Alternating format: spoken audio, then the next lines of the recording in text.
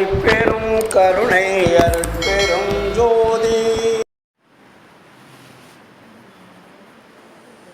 அருட்பெரும் ஜோதி அருட்பெரும் ஜோதி தனிப்பெரும் கருணை அருட்பெரும் ஜோதி.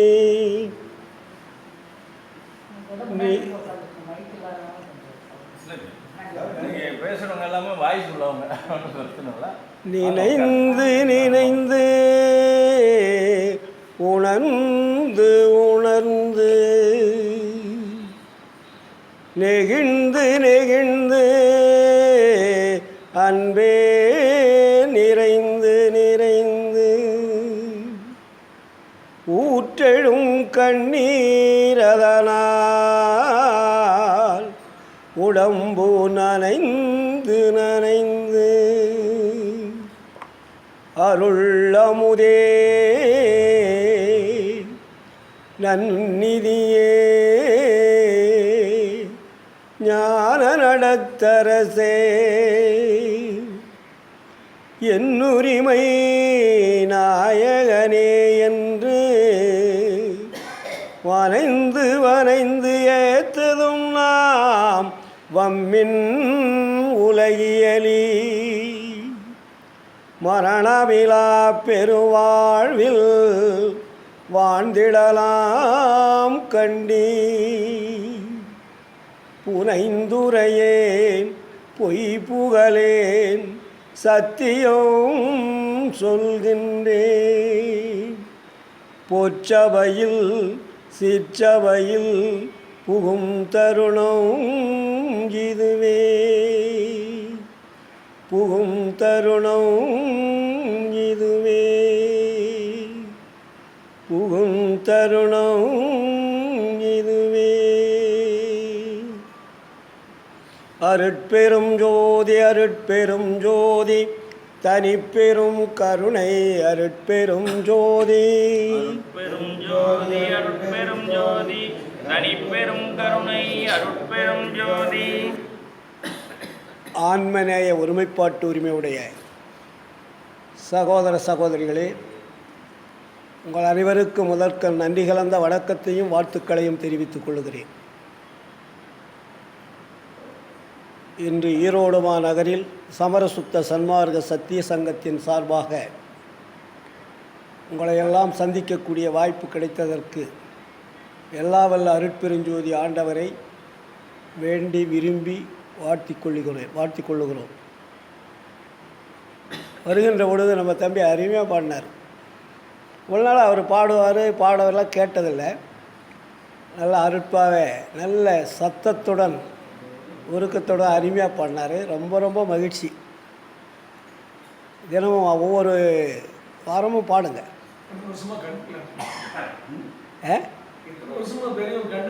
இருக்கட்டும் விடுங்க. காலங்கள் வரும்போது எல்லாமே கைகூடும். ஏன்னா அது எதுக்குண்டான ஒரு காலம் நேரம்னு இருக்கு இல்லையா, அது இறைவனுடைய செயல்பாட்டில் எந்த காலத்தில் எது நடக்குமோ அந்த காலத்தில் அது நடக்கும். அதுதான். அதனால் இப்படி ஒவ்வொருவரும் அருட்பாவை நன்கு படிக்க வேண்டும். அதனால் நம்ம எல்லாருமே அருட்பாவை படிக்கணும். மேடையில் ஒவ்வொருத்தரும் படிக்கிறதுக்கு படிக்கணும். நமக்கு எந்த ராகம் வருதோ அந்த ராகத்தில் படிக்கலாம். வள்ளலாருடைய அருட்பா எல்லா ராகத்துக்குமே பொருந்தும். உலகத்தில் எல்லா ராகத்திற்கும் பொருந்தக்கூடிய ஒரே ஒரு பாடல்னால் வள்ளலார் எழுதிய அருட்பா தான். எந்த ராகத்தில் வேணாலும் பாடலாம், அதுக்கு சூட் ஆகும். அந்த அளவிலே வள்ளல் பெருமான் நமக்கெல்லாம் ஒரு அருள் பாடல்களை தந்திருக்கிறார்கள். நமது அருமை நண்பர் பாண்டியன் அவர்கள் சொன்னார்கள், தீபத் திருநாள். இப்பொழுது நம்மளுடைய தமிழகத்திலே திருவண்ணாமலையிலே தீபத் திருநாள் மிக சிறப்பாக காட்டினார்கள். எல்லோரும் நேற்று பார்த்துருப்போம். குறைஞ்சது ஒரு 10 லட்சம் மக்கள் அங்கே கூடியிருந்தார்கள். டிவியிலே நேரடி ஒளிபரப்பும் செய்தார்கள். பத்திரிகை வாயிலாகவும் செய்திகளை கண்டோம். அப்போது திருவண்ணாமலையில் காட்டக்கூடிய தீபத்தினுடைய தன்மை என்ன, வள்ளலார் காட்டிய தீபத்தினுடைய தன்மை என்ன இதை நம்ம புரிஞ்சுக்கிட்டோம்னா நமக்கு கொஞ்சம் விளங்கும். ஏன்னா வள்ளல் பெருமான் அவரும் தீபத்தை இறைவனாக பாவிக்க வேண்டும் என்று சொல்லுகிறார். இதற்கு முன்னாடி ஒரு 1000 ஆண்டுகளுக்கு முன்னாடியே திருவண்ணாமலையிலே இந்த தீபத் திருவிழாவை கொண்டாடி கொண்டு வருகிறார்கள். அப்போது இந்த தீபத்துக்கும் வள்ளலார் சொன்ன தீபத்துக்கும் என்ன வேறுபாடு? தீபம் என்பது ஒளி இல்லையா? ஒளி, அதிலிருந்து வருவது பிரகாசம். ஒளி என்பது எரிந்து கொண்டிருப்பது, அதனால் வரக்கூடியது பிரகாசம் என்ற வெளிச்சம் இல்லையா? அப்போ அந்த தீப ஒளி திருவண்ணாமலையிலே காண்பிக்கிறார் என்றால், அது அந்த காலத்திலே பார்த்தீர்களானால் பஞ்சபூதங்களை வழிபாடு செய்து கொண்டிருந்தார்கள். அக்காலத்திலே மனிதனுக்கு இறைவன் யார் என்று தெரியாத காரணத்தினால் பஞ்சபூதங்களை தெய்வங்களாக வழிபாடு செய்து கொண்டிருந்தார்கள். அது நம்ம தமிழகத்தில் தான் அந்த பஞ்சபூதங்களுக்கு ஆலயங்களை கட்டி வச்சாங்க. அதில் பஞ்சபூதங்கள்னால் என்ன? நீர், நிலம், நெருப்பு, காற்று, ஆகாயம். இந்த 5 பூதங்களிலே முக்கியமானது எதுன்னு பார்த்தா அக்னி. அக்னி தான் ஒளியாக வைத்தார்கள். அந்த ஒளிதான் இந்த உலகத்திற்கு பிரகாசமாக விளங்கி கொண்டிருக்கிறது. அக்னி நேரடியாக நமக்கு பிரகாசத்தை கொடுக்குமான்னா கொடுக்காது. அக்னி யாராவது பார்த்துருக்காங்களா? பஞ்சபூதங்களில் 4 மட்டும் கண்ணுக்கு தெரியும். நிலம் தெரியும், நீர் தெரியும், காற்று தெரியும், ஆகாயம் தெரியும். ஆனால் அக்னி பார்க்க முடியாது. அக்னியினால் வரக்கூடிய ஒளிகளை பார்க்கலாம். அக்னியிலிருந்து வரக்கூடிய ஒளிகளை நாம் எல்லோருமே பார்க்குறோம். அதுதான் சூரியன், சந்திரன், நட்சத்திரங்கள். இது அக்னியினால் வரக்கூடிய ஒளி. நேரடியாக அக்னி ஜுவாலை இங்கே உலகத்தில் தென்பட்டால் எல்லாமே பஸ்மமாயிடும். ஏன்னா அக்னிக்கு அவர் பெரிய பவர் இருக்குது. அதனால தான் வள்ளல் பெருமான் அதை மிக தெளிவாக சொல்லுவார். அக்னியிலிருந்து சூரியன் வருகிறது. சூரியன் மறுபடியும் அக்னியோடு சேருகின்ற பொழுது சந்திரன் வருகிறது. சந்திரனும் சூரியனும் அக்னியோடு சேருகின்ற பொழுது நட்சத்திரங்கள் வருகிறது. சூரியன், சந்திரன், நட்சத்திரங்கள் 3ம் அக்னியோடு சேருகின்ற பொழுது இருட்டாகி விடுகிறது. அதுக்கு பேர் தான் அமாவாசை. அப்போது ஒவ்வொன்றாக காலச்சக்கரம் போல இந்த உயிர்கள் வாழ்வதற்காக சீதோஷ்ண, தட்ப, வெட்ப, இயற்கை நிலைக்கு தகுந்தார் போல உயிர்கள் வாழ்வதற்காக ஒளியை அனுப்பி கொண்டிருக்கிறது. அப்போது சூரியன் நமக்கு முழு நேரமாக வருதா? என்ன வர்றதில்லை. சந்திரன் வருதா? வர்றதில்லை. நட்சத்திரங்கள் வருதா? வர்றதில்லை. அப்போது இரவு பகலாக இந்த இயற்கை நமக்கு பிரித்து கொடுத்திருக்கிறது. பகல் என்பது உயிர்கள் வாழ்வதற்காகவும், உயிர்கள் இறை தேடுவதற்காகவும், உயிர்கள் உழைப்பதற்காகவும் பகல் நேரங்களை இறைவன் நமக்கு வகுத்து தந்திருக்கிறார். இரவு என்பது ஓய்வெடுக்கக்கூடியது. எல்லா உயிர்களும் ஓய்வெடுக்கக்கூடிய காலம்தான் இரவு. எவ்வளோ தான் நீங்கள் பகலில் கஷ்டப்பட்டால் இரவில் கஷ்டப்படும் போது கஷ்டமாக இருக்கும். இப்போ நமக்கு நைட் டியூட்டிலாம் நிறைய வந்துருச்சு நாட்டில். இப்போ இரவு பகல்ன்றது இல்லாமல் தொழில் செய்கிற அளவுக்கு நாகரிகம் வளர்ச்சி வந்துருச்சு. இப்போ டியூட்டி பார்த்திங்கன்னா இப்போ நம்ம நாட்டில் பெரிய பெரிய சிட்டிலாம் பார்த்திங்கன்னா இரவு பகலாக இருக்கும் எல்லாமே. ஆமாம், இரவில் மக்கள் பூரா அங்கங்கே அலைஞ்சிக்கிட்டு தான் இருக்கிறாங்க. இரவில் யாரும் போய் ஓய்வு எடுக்கிறதில்ல. ஒரு 25% இரவில் எல்லாருமே வேலை செஞ்சுட்டு தான் இருக்கிறாங்க. ட்ராவலிங்கிலிருந்து, தொழிலிருந்து எல்லாமே. ஒரு 70% தான் வீட்டில் இருப்பாங்க. இது இந்த நிலை இயற்கையினுடைய தன்மைக்கு தகுந்தார் போல இறைவன் வைத்திருக்கிறார். அப்போது இதை வைத்த இறைவன் யார் என்பதை தான் வள்ளலார் நமக்கு சொல்கிறார். பஞ்சபூதங்கள் என்பது இறைவனா என்றால் இறைவன் அல்ல. நீர் இறைவனா? நிலம் இறைவனா? காற்று இறைவனா? அக்னி இறைவனா? ஆகாயம் இறைவனா என்றால் இல்லை. இது எல்லாமே இயக்கத்தினுடைய செயல்பாடுகள். இந்த அண்டத்தில் இருக்கக்கூடிய 5 பஞ்சபூதங்களும் இந்த உயிர்களுக்காக இயங்கிக் கொண்டிருக்கக்கூடிய இயக்கமாக இருக்கிறது. எல்லாமே இதெல்லாம் செயற்கைன்னு பேர். செயற்கைன்னா நம்ம பண்ணுறதல்ல செயற்கை, இறைவனால் படைக்கப்பட்டது. அதனால தான் வள்ளலார் அருட்பெருஞ்சோதி ஆண்டவர் என்ன சொல்வார்? இயற்கை உண்மைன்னுவார்.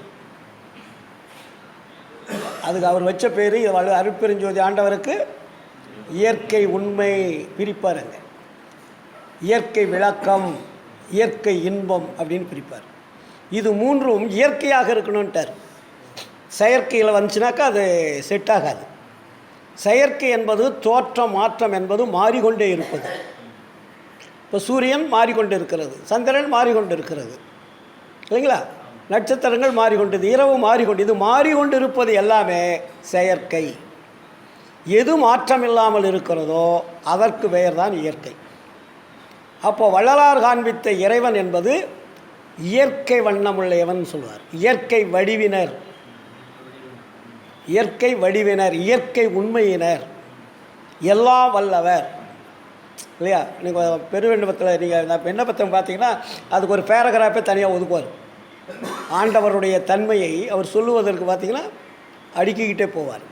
அப்போது வள்ளலார் நமக்கு என்ன பண்ணுறாருன்னா, இது உலகியல், அந்த காலத்தில் மனிதர்கள் கடவுளை தெரியாமல் பஞ்சபூதங்களை வழிபாடு செய்து கொண்டு இருக்கின்ற பொழுது அதில் திருவண்ணாமலையை ஒரு முக்கிய தத்துவமாக வச்சாங்க. இப்போ அவர் கூட சொன்னார் இல்லையா, அண்ணாமலை உண்ணாமுலைன்னு பேர் இருக்குது. அது நாளடைவில் பேர் மாறிடுச்சு. அண்ணாமலை உண்ணாமுலைன்னு பேர். அது வரலாறுகளை பார்த்தீங்கன்னா உங்களுக்கு தெரியும். உண்ணாமுலைன்னா என்ன? நம்ம பால் குடிக்காத பிறப்பு இல்லாமல் வாழ்வதற்கு பேர் உண்ணாமுலை. பிறப்பை அறுக்கக்கூடியவர்கள் பால் குடிக்க மாட்டாங்க, தாயினுடைய வயிற்றில் கருதரிக்க மாட்டாங்க இல்லையா? அப்போ இதையெல்லாம் நமக்கு வெளிப்படையாக யாரும் சொல்லலை. வள்ளலாருடைய அருட்பாவை படிக்கின்ற பொழுது தான் நமக்கு சில உண்மைகள் விலகுது. ஏன்னா அதை தான் பேருபதேசத்தில் ஐயா என்ன சொல்வார்? இதுவரையில் கடவுளுடைய உண்மையை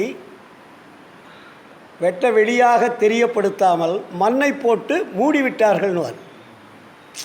கடவுளுடைய உண்மையை நமக்கு எடுத்து சொல்ல தெரியாமல் மண்ணை மூடி மறைத்து விட்டார்கள் அப்படின்வார் பேருபதேசத்தில்.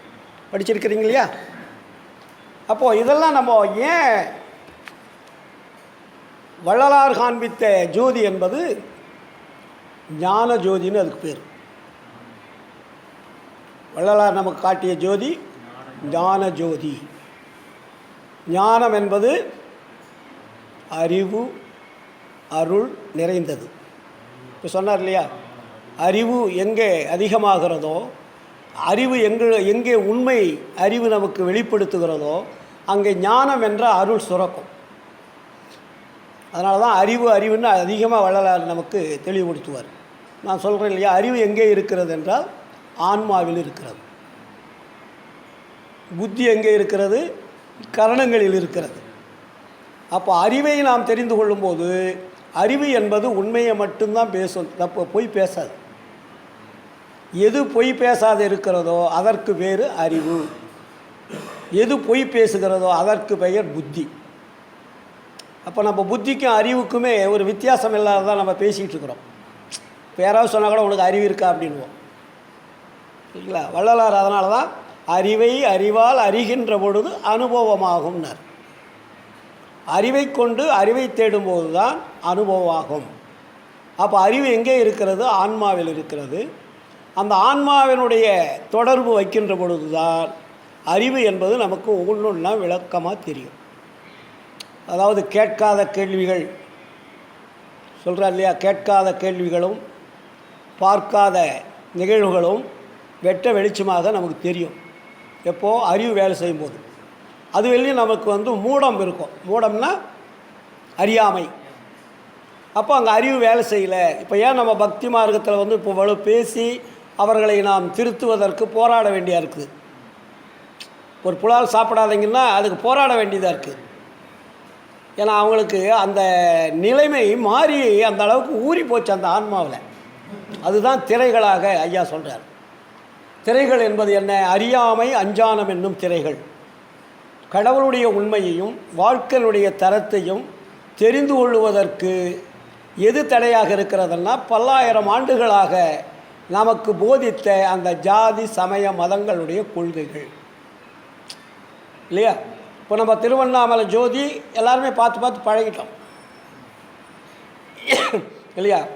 அது திருவண்ணாமலை ஜோதின்னா அது ஒரு பெரிய ஒரு உலகத்திலே ஒரு அதிசயமாக நம்ம பார்த்து பழகிட்டோம். இன்றைக்கி நேரத்தில் அது நம்ம காலத்திலேருந்து. அதனால் நமக்கு வள்ளலார் ஜோதியும் அந்த ஜோதியும் ஒன்றுன்ற மாதிரி தான் நமக்கு தோற்றம் தெரியுது. வள்ளலார் காட்டிய ஜோதியும் திருவண்ணாமலை காட்டின ஜோதியும் ஒன்று தான் அப்படின்னு நம்ம சொல்லுவோம். அது வள்ளலார் வடலூரில் காட்டுறாரு, இங்கே வந்து திருவண்ணாமலையில் மலை மேலே காட்டுறாங்க அப்படின்னு தான் நம்மளுடைய அறிவு சொல்லும். ஏன்னா நமக்கு அறிவுக்கு வந்து இது சிறந்ததா அது சிறந்ததா அப்படின்ற ஒரு தெளிவு நமக்கு கிடைக்காதனால நம்ம என்ன பண்ணுறோம், வெளிச்சம்னு வந்தால் எல்லாம் வெளிச்சம் தான் நினைக்கிறோம். இப்போ வெளிச்சம்னு வந்துட்டால் விளக்கில் ஒரு அகல் வச்சாலும் வெளிச்சம்தான், மின்சாரம் வந்தாலும் வெளிச்சம் தான், இதை ஒரு மெர்க்குரி போட்டாலும் வெளிச்சம்தான், இன்னும் இதை விட பவர்ஃபுல்லான ஒரு லைட்டு போலான்னு வெளிச்சம்தான். ஆனால் ஒவ்வொரு வெளிச்சத்துக்கும் வித்தியாசம் இருக்குது இல்லைங்களா? இல்லை நேற்று கூட எங்கள் பொண்ணு அதை இப்போ வந்து ஒரு விளக்கு அகல் விளக்கத்தில் வச்சுட்டோம். அந்த அகல் விளக்கிலிருந்து அந்த இன்னொரு விளக்கு எடுத்து அதில் பொருத்தலாம். இந்த பல்புலேருந்து இன்னொரு பல்பை பொருத்த முடியுமா? சின்ன சின்ன விஷயந்தான் இது. இது மின்சாரத்தில் நல்ல வெளிச்சம் கொடுக்குது. ஆனால் ஒரு அகல் விளக்கு வச்சுருக்கோம் வீட்டில், அதில் எண்ணெய் இருக்குது, திரி இருக்குது, அகல் இருக்குது, ஒளி இருக்குது. ஆனால் அதில் வந்து இன்னொரு விளக்கு எடுத்து நம்ம பொருத்தி வைக்கலாம். ஒரு விளக்கை சிறு வெளிச்சத்தை கொண்டு பெரிய வெளிச்சத்தை உருவாக்கலான்னு பேருபதேசத்தில் எழுதுவார். ஒரு சின்ன வெளிச்சத்தை வச்சு பெரிய வெளிச்சத்தை நம்ம உருவாக்கிட்டே போகலாம். ஆனால் இந்த ஒரு மின்சார பல்பு தான் இது பிரம்மாண்டமான ஒளி, ஆனால் தொட்டால் செத்து போயிடுவோம். அதை உள்ளே இருக்கக்கூடிய உயரை நீங்கள் தொட்டால் என்னாவும் மரணம். ஆனால் அந்த தீபத்தை தொட்டால் சூடு வரும், இருந்தாலும் நம்ம அதை எடுத்து பொருத்தி வைக்கலாம். அப்போ அந்த ஒளிக்கு இந்த ஒளிக்கு வித்தியாசம் இருக்கு இல்லையா? ஒளி தானே எல்லாமே. அதே போல தான் திருவண்ணாமலையில் காட்டுகின்ற ஒளிக்கும் வடலூரில் காட்டுகின்ற ஒளிக்கும் வித்தியாசம் இருக்கிறது. புரியுதா? அப்போ வடலூரில் காட்டக்கூடிய ஒளியை வள்ளலார் எதுக்கு வச்சார்? அது ஆன்மா அவனுடைய ஒளி. வடலூர் காட்டக்கூடிய தீபம் என்பது ஆன்மாவை குறிக்கக்கூடியது. திருவண்ணாமலை காட்டக்கூடிய ஒளியானது அக்னியை குறிக்கக்கூடியது. வெரி சிம்பிள், ரெண்டும் ஒளி தான். ஆனால் அங்கே வந்து ஓப்பன் பிளேஸில் கொப்பரையில் வச்சு எண்ணெயை ஊற்றி ஒரு திரியில் பிரம்மாண்டமாக உருட்டி போட்டு அங்கே போய் தீயை வச்சு தீப்பந்தம் வைக்கிறாங்க. அங்கே ஒரு 10-100 கிராமங்களுக்கு தெரியும். நான் அங்கே இருக்கும்போது கார்த்திகை மாதம் ஆனால் அந்த தீபத்தை பார்த்துட்டு தான் நாங்கள் சாப்பிட்றது ஒரு பழக்கம். அந்த காலத்தில் ஒரு 60 வருஷத்துக்கு முன்னாடி எங்கள் ஊருக்கெலாம் தெரியும் திருவண்ணாமலை தீபம். ஆமாம், அங்கே பார்த்தோம்னாக்கா இரவில் அந்த கரெக்டாக அந்த ஜோதி ஏற்றிட்டு அந்த ஜோதியை பார்த்துட்டு கையெடுத்து கும்பிட்டு தான் போய் சாப்பிடுவோம். அப்படி ஒரு பழக்கம் இருந்தது. ஆமாம், வள்ளலாருக்கு வந்துட்டு பாட்டு நம்ம எங்கே எதை பார்க்குறோம்? ஆன்ம ஒளியை பார்க்க வச்சுட்டார் வள்ளலார். அதில் இல்லை, அதுக்கு முன்னாடி புற தீபத்தை அக்னி என்ற தீபத்தை பார்த்தோம். இப்பொழுது ஆன்மா என்ற உள்ளொளியை பார்ப்பதற்கு வழிகாட்டினவர் வள்ளலார். அதனால தான் இதுக்கு ஞான ஜோதின்னு பேர். ஞான தீபம் வள்ளலார் காட்டியது ஞான தீபம். அதனால தான் அந்த ஞான தீபத்தை வள்ளல் பெருமான் ஒரே இடத்துல கார்த்திகை மாதம்தான் எடுத்து வைக்கிறார். திருவண்ணாமலை கார்த்திகை தீபம் தானே. அருட்பாவில் அந்த ஒரே மாதத்தை குறிக்கிறாரு. அந்த ஒரு மாதத்தை, அந்த கார்த்திகை மாதத்தில் தான் உள்ளே இருந்த விளக்கை வெளியே எடுத்து வைத்து ஆண்டவர் தீப முன்னிலையில் விளங்குவதாக பாவனை செய்து உங்கள் வாழ்க்கையை அமைத்து கொள்ளுங்கள். நம்ம வாழ்க்கையை அமைத்து கொள்ளுங்கள், அதன்படி உங்கள் வாழ்க்கையை கொண்டு செல்லுங்கன்றார். அதற்கு உதாரணமாக ஞான தீபத்திற்காக அவர் என்ன பாடல் கொடுக்குறாரு? ஞான சரிகை என்ற பாடலை கொடுக்குறார். அவர் எடுத்து வைத்த தீபம் ஞான தீபம். அதை புரிந்து கொள்வதற்கு ஞான சரிகை என்ற 28 பாடல்களை நமக்கு எடுத்து கொடுக்குறார் இல்லைங்களா? ஞானம் என்பது வேறு, சரியை கிரியை என்பது வேறு, யோகம் என்பது வேறு. அதாவது அதில் வந்து நன்னாங்கு 16 படித்தரங்கள் இருக்கிறது. சரியை கிரியை யோகம் ஞானம் அதிலே வந்து சரியையில் சரியை, சரியை கிரியை, சரியில் யோகம், சரியில் ஞானம், கிரியையில் சரியை, கிரியையில் கிரியை, கிரியையில் யோகம், கிரியையில் ஞானம், யோகத்தில் சரியை, யோகத்தில் கிரியை, யோகத்தில் யோகம், யோகத்தில் ஞானம். 4வது எது? அது 12. முன்னாங்க 12 முடிஞ்சிருச்சா? அதுக்கு அடுத்தது வந்து ஞான சரிகைன்னு கொண்டு வர்றார். ஞானத்திற்கு நீங்கள் எதை வரணும்? ஞான சரிகைக்கு வரணும். சன்மாரிகள் வந்து அந்த 3 படித்தரங்கள் நமக்கு பழக்கப்பட்டுடுச்சு, அது தேவையில்லை. நம்ம எல்லாமே அதில் தான் இருக்கிறோம். இந்த 12 படித்தரங்கள் இருக்கு இல்லையா, சுற்றி வளைச்சு பார்த்திங்கன்னா அந்த 12க்குள்ளே தான் நம்ம இவ்வளோ காலமாக உருண்டுகிட்டு இருந்திருக்கோம். ஆனால் வள்ளலார் வந்து நமக்கு என்ன பண்ணுறாரு? ஞான சரியை என்ற முதல் பகுதி கொடுக்குறாரு. அதில் 4 படித்தரங்கள் இருக்குது. ஞான சரியை, ஞான கிரியை, ஞான யோகம், ஞானத்தில் ஞானம். அப்போ இந்த சரியை, ஞான சரிகைலேருந்து நீங்கள் ஸ்டார்ட் பண்ணுறதுக்கு என்ன பண்ணணும்? அதை தான் வள்ளலார் வந்து கடவுள் உண்மையை அறிந்து கொள்ள வேண்டும். ஞான சரியில்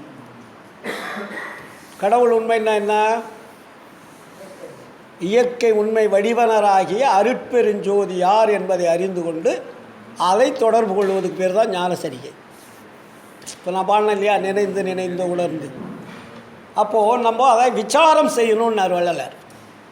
நீ ஞான சரிகளை நீங்கள் ஒன்றும் பண்ண வேண்டாம், விசாரம் செய்யுங்கள். என்ன விசாரம்?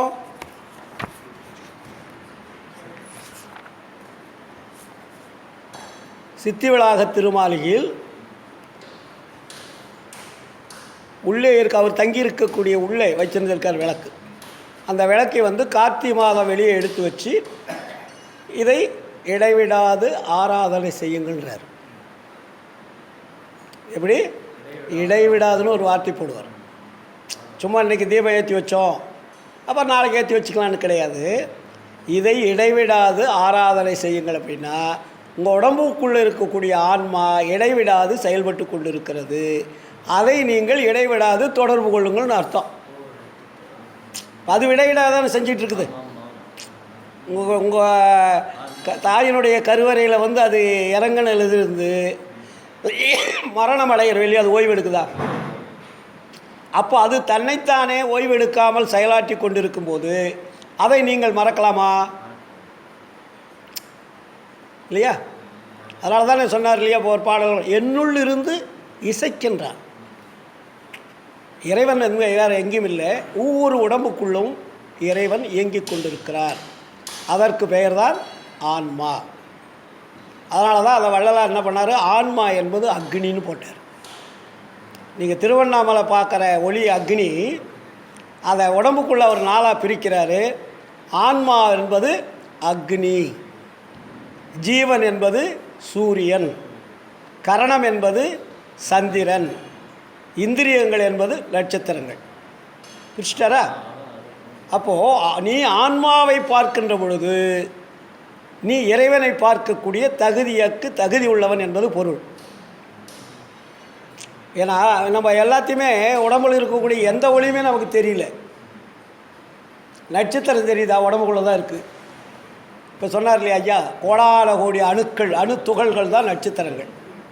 நம்ம உடம்புல இருக்கக்கூடிய ஒவ்வொரு அணுக்களும் நட்சத்திரங்கள். இது உள்ளதாக இருக்குது. அது ஒளியுடன் தான் இருக்குது. அந்த ஒளி இல்லைன்னாக்கா அந்த உடம்பு இயங்காது. தொடு உணர்வு எதனால் வருது? அங்கே அந்த ஒளி இருக்கிறதுனால தான் தொடு உணர்வு வருது. இது பூரா நட்சத்திரங்கள்னு பேர். ஆமாம், நீ யாரோ அது கொஞ்சம் தொட்டு பாருங்க அப்படின்வாங்க. ஆணுக்கும் பெண்ணுக்கும் உண்டான அணுக்கள் கூட வித்தியாசம் உண்டு.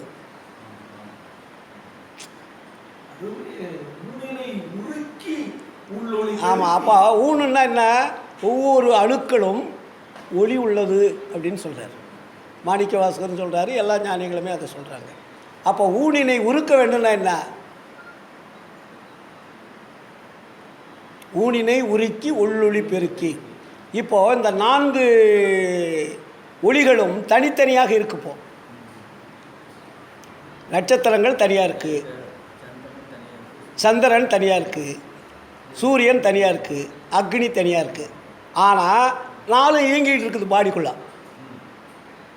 ஆனால் நீங்கள் 4 ஒளியுமே பார்க்க முடியுமான்னா பார்க்க முடியாது. இந்த 3 ஒளி கூட இந்த உணர்வுனால் நம்ம தெரிஞ்சுக்கிறோம். ஆனால் ஆன்மாவை வந்து அவ்வளோ சீக்கிரத்தில் நம்மளால் தெரிஞ்சிக்கவே முடியாது. பால், தயிர், வெண்ணெய், அப்புறம் நெய், அந்த 4 இதுகள் சொல்கிறாங்க. அதை தான் வள்ளலார் இப்படி சொன்னார். அகல் என்பது உடம்பு, எண்ணெய் என்பது இரத்தம், திரி என்பது சுக்கிலம், ஆன்மா என்பது பிரகாசம். நம்ம உடம்புக்குள்ள அகல் விளக்கு சமம் இந்த பாடி. உடம்பு தான் அகல் விளக்கு. நம்ம உடம்புக்குள்ளே இருக்கக்கூடிய ரத்தம் தான் எண்ணெய், சுக்கிலம் என்பது திரி, ஆன்மா என்பது பிரகாசம். அதனால தான் சுக்கிலத்தை விரயம் செய்யாதீர்கள்னு வரும். சுக்கிலம் என்பது இரத்தத்தினால் உண்டாகும் இம்பார்ட்டன்ட் மூலப்பொருள். அதில் தான் வந்து விந்து அப்படின்னு சொல்லுவோம். அந்த விந்திலிருந்து வரக்கூடிய நாதம் வேறு. பரவிந்து பரநாதம்னு அங்கே பிரிக்கிறார். இங்கே விந்து நாதம், அங்கே பரநாதம் பரவிந்து. இங்கேயும் சப்தம் இருக்கிறது, அங்கேயும் சப்தம் இருக்கிறது. இந்த விந்து நாதம் என்பது பூதகாரியத்தினால் உண்டாகும் சப்தம். இது பூதகாரிய விந்து. பூதம் என்றால் பஞ்சபூதங்களுடைய உணவுகளை உண்கின்ற பொழுது, அதனால் இப்போ சொன்னால் எப்படி பால் வந்து சூடு பண்ணால் என்ன ஆகுது? புறை ஊற்றுனாக்கா தயிர் ஆகுது, தயிரை பண்ணோம்னா வெண்ணெய் ஆகுது, வெண்ணெய் அடித்தா நெய் ஆகுது. அப்போது அந்த பாலுக்குள்ளே என்ன இருந்திருக்குது? நெய் இருந்திருக்கிறது. நெய் வந்துட்டு பாடு, நீங்கள் மறுபடியும் நெய்யை பாலாக்க முடியுமா? முடியாது. ஆனால் எங்கேருந்து வந்தது நெய்? பாலிலிருந்து தான் வந்தது. அதே போல தான் நம்மளுடைய உடம்பில் அந்த விந்து என்பது இரத்தத்தினால் வந்தது. நம்மளுடைய உடம்புகளை ரத்தம் எப்படி வந்தது? உணவுனால் வந்தது. உணவு எப்படி வந்தது? பஞ்சபூதங்களால் வந்தது. பஞ்சபூதங்கள் இல்லை என்றால் உணவு இல்லை. ஆமாம், உணவு இல்லை என்றால் ரத்தம் இல்லை, ரத்தம் இல்லை என்றால் விந்து இல்லை, விந்து இல்லை என்றால் ஒளி இல்லை. இப்போ நீங்களாம் பேசுகிறது எப்படி? எதில் பேசுகிறீங்க? நம்ம பேசுவது எல்லாமே விந்துநாதன்னு பேர். நம்ம வாயிலிருந்து ஒளி எப்படி வருது? நாத ஒளி. இது விந்து நாத ஒளின்னு பேர். இப்போ நீ குழந்தை பிறந்தோடனே பேசுத பாருங்கள். எப்போ அதுக்கு வந்து அந்த விந்து வந்து அதுக்கு உற்பத்தி ஆகலை, லேட் ஆகும். அதே நீங்கள் 1 வருஷம் 1.5 வருஷம் பொறுத்து பாருங்கள், விந்து அதுக்கு நம்ம கொடுக்குறோம் இல்லையா? பாலோ தயிரோ உணவோ எல்லாம் கொடுப்போம். கொடுக்க அது சாப்பிட்றோம். சாப்பிட அதில் விந்து உற்பத்தி ஆகும். அந்த குண்டலினி சக்தியில் அந்த விந்து உற்பத்தி ஆகணுன்னே அப்போ தான் குழந்தை அம்மா, அப்பா, தாத்தா, பாட்டி நீங்கள் என்ன சொல்கிறீங்களோ அது பேச ஆரம்பிக்கும். எப்போ பேசுதுன்னா விந்து இருந்தால் தான் பேசும். விந்து ஸ்டோர் ஆகிறவில்லையும் அந்த குழந்தை பேசாது. விந்து ஸ்டோர் ஆக அது எந்த லாங்குவேஜ் நீங்கள் சொல்லிக் கொடுக்குறீங்களோ அந்த லாங்குவேஜில் அது பேச ஆரம்பிச்சோம். அந்த நம்ம குரல் பாச்சறதுல அந்த கண்ணு மட்டும் அந்த வாயிலே. ஆமாம், அது நம்மளை கவனிக்கும். ஒரு குழந்தை பாரு அதிகமாக யாரை கவனிக்குன்னா தனக்கு உணவு கொடுக்குற தாய் தான் கவனிக்கும். ஒரு குழந்தை அந்த குடும்பத்தில் எல்லாரும் இருக்கட்டும், பாட்டி, தாத்தா, பேரன், பேத்தி, அம்மா, அப்பா 1000 பேர் இருக்கட்டும். ஆனால் அந்த குழந்தை கரெக்டாக ஒவ்வொரு நாளும் அந்த தாயினுடைய அணைப்பில் அது உணவு கொடுக்குற அந்த உணர்வு அதுக்கு ஏற்பட்டு அதிகமாக அது நேசிக்கிறது யாரை நேசிக்கலாம்? தாய் தான் நேசிக்கும். அதாவது சொன்னா இல்லையா, அந்த கண்ணு பார்க்கும் அம்மாவா அப்பாவா, தாயின்னு உடனே அது உடனே போயிடும். ஆமாம். அப்போது அந்த உணர்வு என்பது அந்த விந்தினோட மூலமாக அது தோன்றிக்கொண்டே இருக்கும். அதனால தான் இதுக்கு விந்து நாதம். இப்போ உங்களுக்கு வயசாகிடுச்சு, 70 வயசாகுது, 75 80 வயசாகிடுது. அப்போ என்ன ஆகுன்னா விந்து வந்து ஸ்டோர் ஆகாது. ஸ்டோர் ஆகிறதுக்கு உண்டான உடம்பு இருக்காது. உடம்பு அந்த தாங்கக்கூடிய சக்தி அது இழக்குது. ஏன்னா அது அந்த வீரியம் தாங்கக்கூடிய அளவிற்கு இந்த உடம்பு இல்லாதனால இது வயசாகும் போது என்ன ஆகும்? பேச்சு குரலும் இருக்கும், விந்து பேச்சு குரலும். அப்போது இந்த பாடியானது அதை சுமந்து அந்த வீரியத்தோடு பேசக்கூடிய எனர்ஜியை இந்த பாடி இழக்குது. அதை இழக்கும் போது என்ன ஆகுதுன்னா பேச்சு குரலும். என்னடா இவ்வளோ நல்லா பேசியிருந்தாரு, இப்போ பேசி குரலுது, காரணம் என்ன அப்படின்னு நம்ம டாக்டருங்கெல்லாம் பார்ப்பாங்க. அப்போ அதுக்கு அடிப்படை காரணமே அந்த விந்தினுடைய எனர்ஜி அங்கே குறையும், அதை தாங்கக்கூடிய சக்தி இருக்காது. ஆனால் அதே சாப்பாடு சாப்பிடுவாங்க. அப்போ இந்த பாடி எவ்வளோ பெரிய ஒரு ஆட்டோமேட்டிக் சிஸ்டத்தை இந்த உடம்புக்குள்ளே அந்த ஆன்மா என்ற ஒளியினுடைய தன்மையை வைத்து அது செயலாற்றி கொண்டு இருக்குன்னு பார்த்திங்கன்னா ஆச்சரியம். இதெல்லாம் அதை தான் விசாரம் பண்ணுங்கன்னார் வள்ளலார். விசாரம் என்பது சும்மா போய் வாதம் பண்ணிக்கிட்டு இருக்கிறதல்ல விசாரம். ஸோ ஒவ்வொரு சன்மாரிக்கும் விசாரம் செய்து கொண்டிருங்கள். எப்போ சொல்கிறாரு? கடைசி வார்த்தை அதுதான், வள்ளலார் பேசிய கடைசி வார்த்தை. சித்தி விழாக திருமாலியில் அதுக்கு முன்னாடிலாம் நிறைய பேசிக்கிட்டே இருந்தார். இது கடைசி வார்த்தைன்னு ஒரு வார்த்தை அவரே சொல்லுவார். இனிமேல் பேசப்படுபவர்கள் தடைபடுவார்கள். இனி பேசுகிறதுக்கு வள்ளலார் பேசுகிறதுக்கு உண்டான சூழல் அங்கே இல்லை. ஏன்னா அவருக்கு ஆன்ம ஒளியானது அந்த பரநாதம் பரவிந்து என்பது உடம்பு பூரா ஃபுல்லாகுது, ஃபுல் ஆயிடுச்சு. ஃபுல்லாகும்போது அந்த விந்து நாதத்தில் பேசக்கூடிய பேச்சு வேறு, பரநாதம் பரவிந்தில் பேசக்கூடிய பேச்சு வேறு. இப்போ வள்ளலார் இந்த அருட்பா எழுதியது பூரா பரநாதம் பரவிந்தில் எழுதுனது. நான் போன மாதம் கூட சொல்லியிருக்கேன், இங்கே சொன்னேன்னா சின்னக்காவனத்தில் சொன்னால் தெரியல. 1லிருந்து 5 திருமுறை எழுதுகின்ற பொழுது விந்து நாதத்தில் எழுதியது. உலகிலுடைய பழக்க வழக்கங்கள் இருப்பதால் அதில் எழுதுறது. 6ஆம் திருமுறை என்பது அருளால் எழுதியது. அதான் பரவிந்து பரநாதம். ஆமாம், லோடு ஆயிடுச்சு அங்கே ஃபுல். அதனால தான் வள்ளலார் சொல்வார், என்னுள் இருந்து இறைவன் இசைக்கின்றான் இதை கேண்மின் நீவீர். தன்மையோடு சுத்த சிவ சன்மார்க்க நெறியில் சார்ந்து விரைந்து ஏறுமினோ சத்திய வாழ்வழிக்க கண்மை தரும் ஒரு பெருஞ்சீர் கடவுள் என புகழும் கருணை நீதி வருகின்ற தருணம் இதுதானே. ஆண்டவர் வந்துக்கிட்டு இருக்காரு, நான் போக போகிறேன். அதனால் இது கடைசி வார்த்தை எனது. இந்த வார்த்தையை கேட்டு உங்கள் வாழ்க்கையை அமைச்சுங்கன்றார். எவ்வளோ பெரிய ஒரு உண்மையை ஒரு சாதாரணமாக நமக்கு சொல்கிறாரு, நம்ம மதிக்கிறதே கிடையாது. வள்ளல் பெருமான் இது பிரம்மாண்டமான இறைவனுடைய வாக்குமூலம். ஏன்னா இருக்கிறதுக்கு முன்னாடி இறைவன் நேரடியாக சொன்ன வரலாறுகள்லாம் கிடையாது, எனக்கு தெரியல. ஏன்னா எல்லா ஞானிகளுக்குமே அருள் வந்திருக்கு. அருள் வரும்போது அருள்னால் பேசுவது வேறு, இறைவனே புல் ஓடாயிட்டு இருப்பாடு பேசுவது வேறு. உங்களுக்கு ஒரு அருள் கொஞ்சம் கிடைச்சிட்டா நீங்கள் சொன்னதெல்லாம் நடக்கும். ஆமாம், அருள் அந்த பூத அமுதங்களை மாற்றி அருள் அமுதமாக இந்த உடம்பை மாற்றுகின்ற பொழுது இந்த அணுக்கள் எல்லாம் உருகி போயிடும். அதான் ஊனினை உருக்கி உள்ளொளி பெருக்கி. அப்போ இந்த பாடி இருக்கோம், நம்ம கண்ணுக்கு தெரியாது. இந்த பூத அணுக்கள் இருக்கிற வெளியும் தான் அவங்க பாடி கண்ணுக்கு தெரியும். என்னுடைய ஒளி உடம்பு எனக்கு ஆயிடுச்சுன்னா நான் பேசுவேன், என்ன நீங்கள் பார்க்க முடியாது. கதிரோடு உட்காந்து பேசிகிட்டு இருக்காரு, என்னுடைய வாய்ஸ் வரும், ஆனால் என்ன நீங்கள் பார்க்கணுன்னா பார்க்க முடியாது. ஆனால் நான் நினச்சா உங்களுக்கு பார்க்குற மாதிரி நான் காட்சி கொடுக்கலாம். அப்போ அந்த 6 சித்துகள் 64 கோடியும் கையுற பெற்றுடும். எத்தனை கோடி? 647 கோடி சித்துகள் என்றார். 6 சித்துக்கள் 647 கோடிகள். அது முழுசு வரும்போது தான் இறைவனுடைய நிலை. அதான் கடவுள் நிலை அறிந்த மயமாதல். அதில் ஒரு சித்துகள் குறைவாக இருந்தாலும் கடவுள் வரமாட்டார்.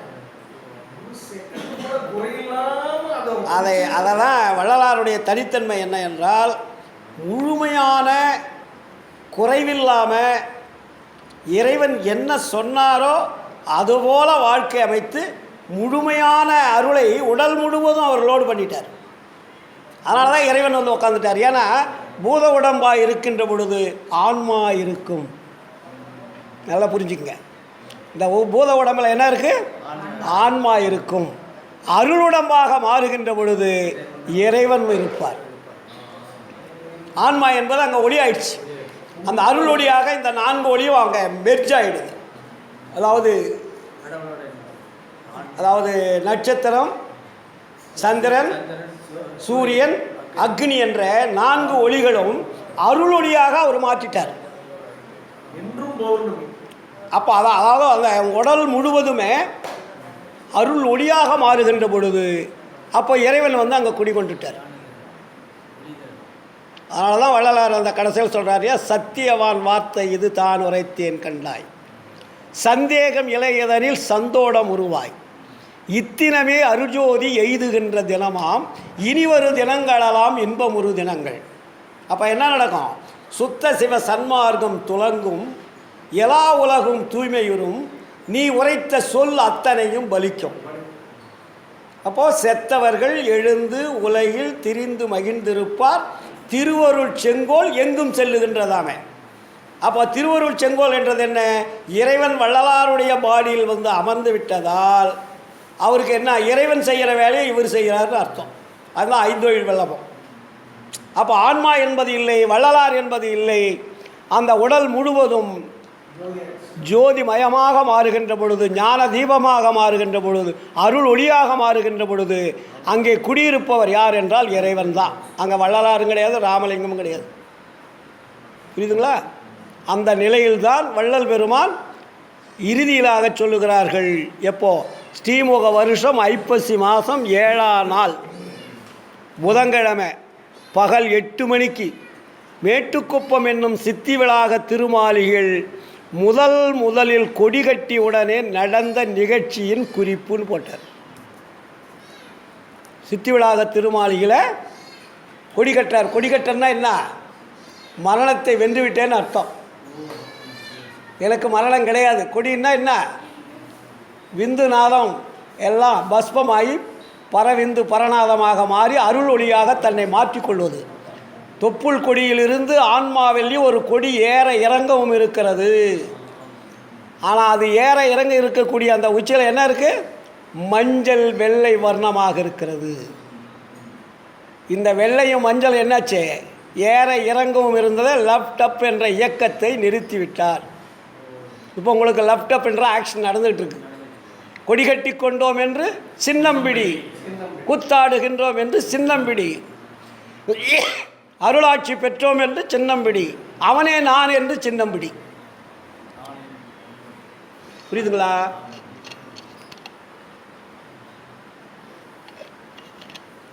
இந்த உண்மையெல்லாம் நமக்கு தெரிஞ்சிட்டா நம்ம தப்பு பண்ணுற எண்ணமே வராது. நம்ம இன்னொரு தெய்வத்தை நினைக்கின்ற எண்ணம் வராது. ஏன்னா நம்ம இந்த பழைய வாசனைன்னு ஒன்று இருக்குது. பெருங்காய டப்பாவில் பெருங்காய வாசனைன்னு சொல்லுவாங்கள்ல. அப்போ நம்ம போய் பழகிட்டதுனால இங்கேயும் விட முடியல, அங்கேயும் விட முடியல. ஏன்னா அதை விட்டால் நம்ம வீட்டுக்காரர் என்ன சொல்லுவாரோ, அம்மா அப்பா என்ன சொல்லுவாங்களோ, சுற்றம் என்ன சொல்லுமோ, இப்படி இந்த சுற்றம் சூழ்ந்து வாழ்க்கை வாழுகின்ற பொழுது உங்களை நீங்கள் உண்மை தெரிந்தாலும் உங்களை மாற்றிக்கொள்ள முடியாத ஒரு சூழலிலே சிக்கி கொண்டிருக்கிறீர்கள். இப்போ எங்களுக்கு அந்த சூழல் இருக்கிறதுனா அந்த சூழலில் நாங்களாம் வெளியே வந்துட்டோம். எங்களை யாரும் கேட்குறதும் கிடையாது, அடக்கிறதும் முடியாது, தடுக்கிறதுக்கும் முடியாது. எங்கள் வீட்டிலையோ இல்லை யாரோ பசங்களோ பிள்ளைங்களோ எங்களை அடக்குவதற்கு ஆள் இல்லை, தடுப்பதற்கு ஆள் இல்லை, ஒடுக்குவதற்கு ஆள் இல்லை. இதை செய்து தான் தீர வேண்டும் என்று கண்டிஷனுக்கு ஆள் கிடையாது. ஏன்னா நமக்கு ரூட்டு கிளியரன்ஸாக இருக்குது. இப்போ எனக்கு ரூட்டு கிளியராக கிடைக்கும்போது நான் போய் எப்படி சிக்குவேன்?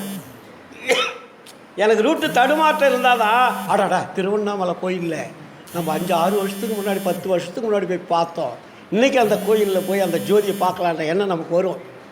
ஏன்னா ரமண மகரிஷியெல்லாம் நான் சின்ன வயசுலேயே பார்த்துருக்கேன். எனக்கு அப்போ 6-7 வயசு இருக்கும். நான் திருவண்ணாமலை அடிக்கடி போகும்போது அவர் அந்த கோமணத்தை கட்டிட்டு கோயிலில் சுற்றிட்டு வருவார். உள்ள அந்த 1000 மண்டபத்துக்கு கீழே ஒரு படிக்கட்டில் இறங்கி போனோன்னா ஒரு பாதாள குகைன்னு இருக்கும். அங்கே போய் உட்காந்துக்குவார். மறுபடியும் வருவார், சுற்றிக்கிட்டு இருப்பார். அவர் செத்துட்டார், புற்றுநோய் வந்தது.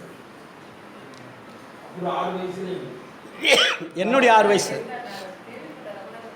அப்போது நான் திருவண்ணாமலையில் நான் எங்கள் துணைவியார் தான் போவோம். இந்த திருவண்ணாமலை சுற்றி சாமியாருங்க நிறைய இருப்பாங்க. அப்போ அங்கே ஒவ்வொரு சாமியார்கிட்ட 100 பேர் 200 பேர் போய் உட்காந்துருப்பாங்க. ஏதாவது கேட்குறதுக்கு, வரம் கேட்குறதுக்கு, ஏதாவது பிரச்சனையை தீர்க்கறதுக்கு. நான் டெஸ்ட் பண்ணுறதுக்கு தான் போவேன். இது வெளியே நான் போய் யாரையும் எதையும் நான் கேட்ட வரலாறு எனக்கு கிடையாது, கேட்கவும் மாட்டேன். ஏன்னா எனக்கு கொஞ்சம் திமிரும் ஜாஸ்தி தான். இவனுங்க கேட்டு இவனுங்க பதில் சொல்லி நம்ம போய் தெரிஞ்சுக்கிறதா? அப்போ நம்ம தெரிஞ்சிக்காமல் இவனுங்களை போய் கேட்குறதா நான் ஒரு அறியாதவன் தானே. அந்த திமிரு எனக்கு எப்பவுமே உண்டு. ஆமாம், அதாவது யாரையும் போய் எனக்காக ஒரு சின்ன விளக்கம் கூட நான் கேட்க மாட்டேன்.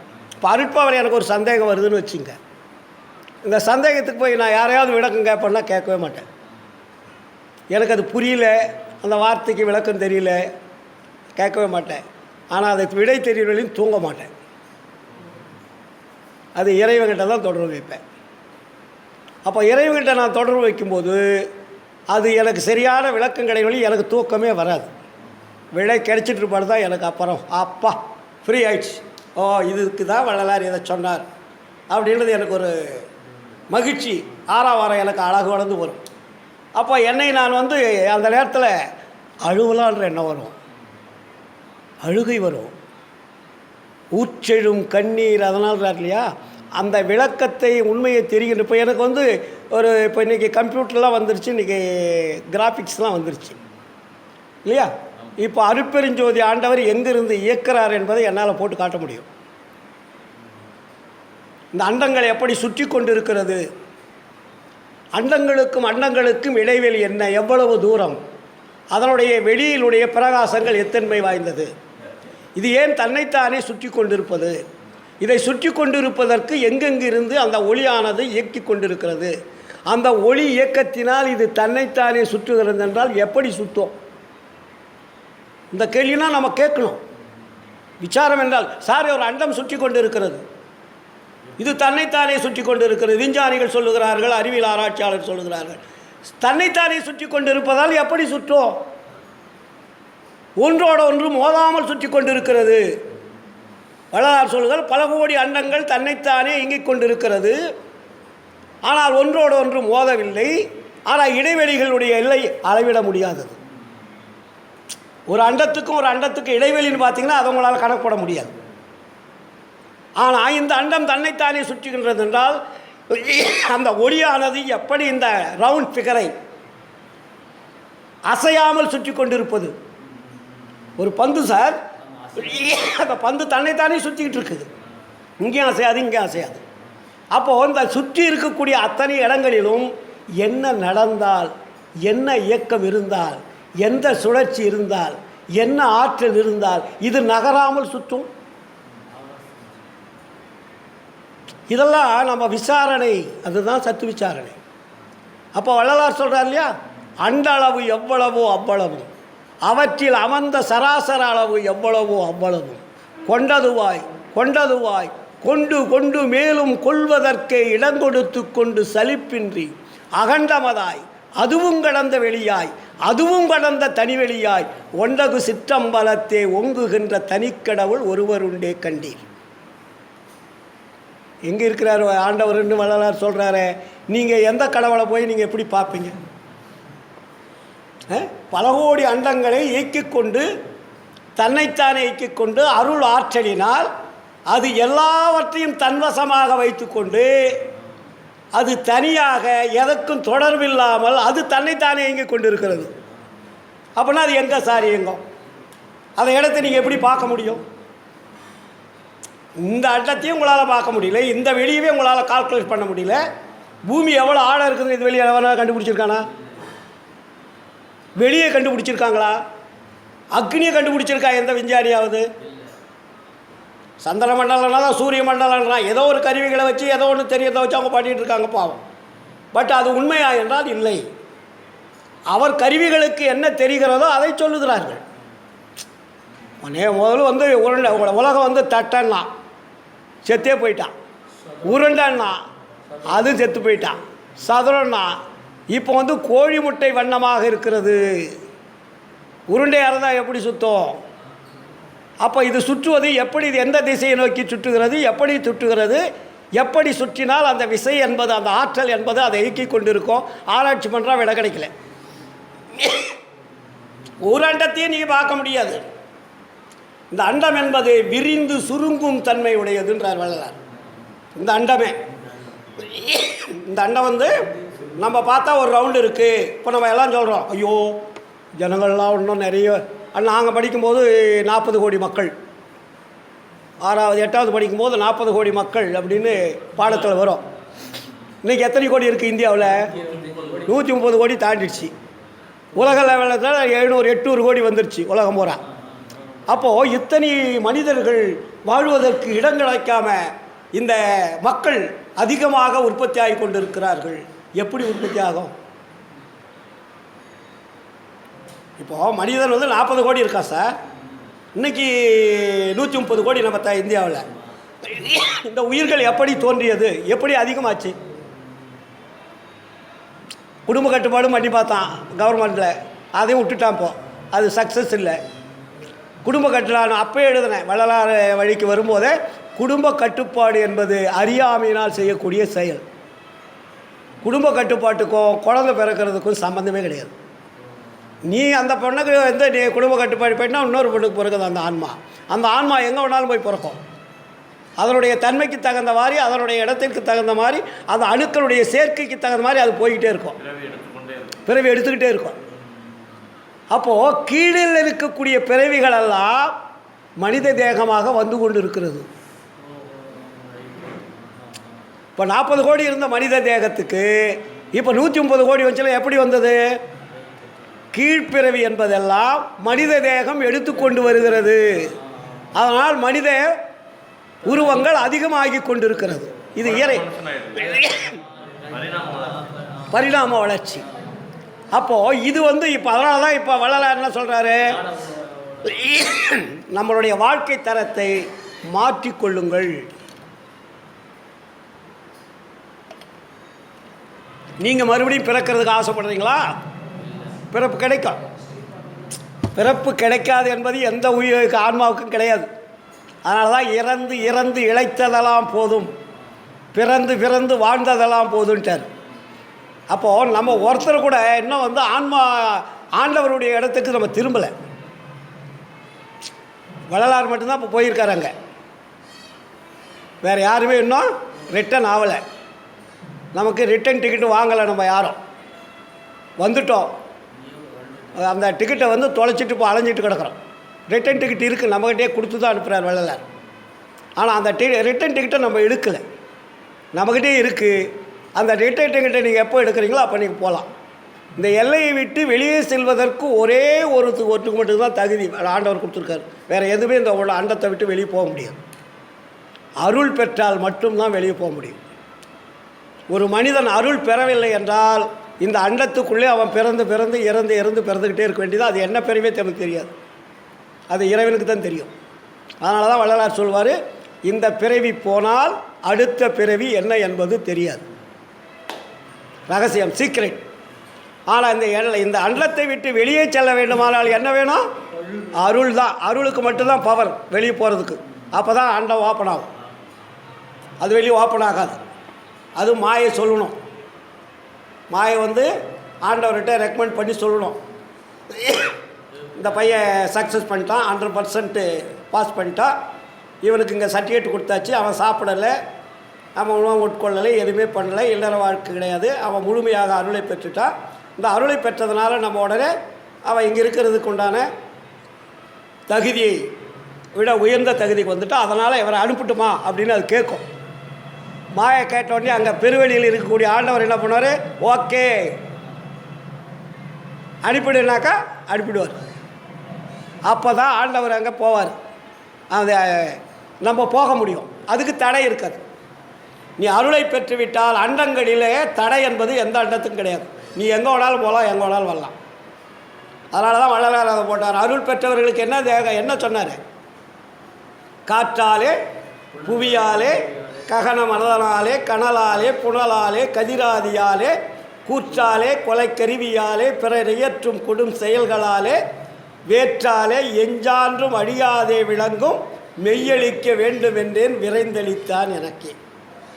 ஏற்றாலே இழிவனை நீ நினையாதீர் உலகீர், என் தந்தை அருட்பெருஞ்சோதி இறைவனை சார்கிறேன். அப்போ எங்கேருந்து அருள் கிடைக்குன்னா இறைவனை தொடர்பு வச்சா மட்டும்தான் அருள் கிடைக்கும். இங்கே அருள் கிடைக்கிறதுக்கு சான்ஸே கிடையாது. அதனால தான் வள்ளலார் வந்து அருளை கொடுக்கக்கூடிய கடவுளைத்தான் நமக்கு காட்டியிருக்கின்றார். அதனால தான் அதுக்கு அருள் பெரும் ஜோதின்னு பேர். அதுக்கு ஏன் டைட்டில் வச்சார் அது வள்ளலார்? அருளை கொடுக்கறதுனால அது அருள் பெரும் ஜோதி. அது மற்ற ஜோதிக்கு ஈக்குவல் அல்ல, அது தனி பெரும் கருணைனார். நீங்கள் திருவண்ணாமலை தீபத்துக்கும் இந்த தீபத்துக்கு வித்தியாசம் இருக்குதுன்னு பார்த்தீங்கன்னா அவர் பிரிக்கிறாருங்க. இது தனிப்பெருங்கருணை, இது அருட்பெருஞ்சோதி, இது தனிப்பெரும் கருணையாக இருக்கிறது. இந்த தனிப்பெருங்கருணைக்கு ஈக்குவல் எந்த கருணையும் இல்லைன்ட்டார். புரியுதுங்களா? அதனால் நம்ம இதை விடாமல் பிடிக்கணும். அதனால தான் வள்ளலார் சொல்லுவார், விடமாட்டேன், ஏமாந்து விடமாட்டேன், விட்டிடவும் மாட்டேன், உன் பதத்துணையே பிடித்தேன். அந்த வைராகியம் நமக்கு வரணும். நம்மளுடைய கணவன் மனைவி ஆகிட்டால் நம்ம விடுறோமா? எவ்வளோ தான் திட்டினாலும் பேசினாலும் அடித்தாலும் உதைச்சாலும் விடுறோமா? நம்ம வீட்டுக்கு தானே நம்ம போகிறோம். அப்படியே பேசினாலும் திட்டினாலும் அட்ஜஸ்ட் பண்ணிக்கிறோம் இல்லையா?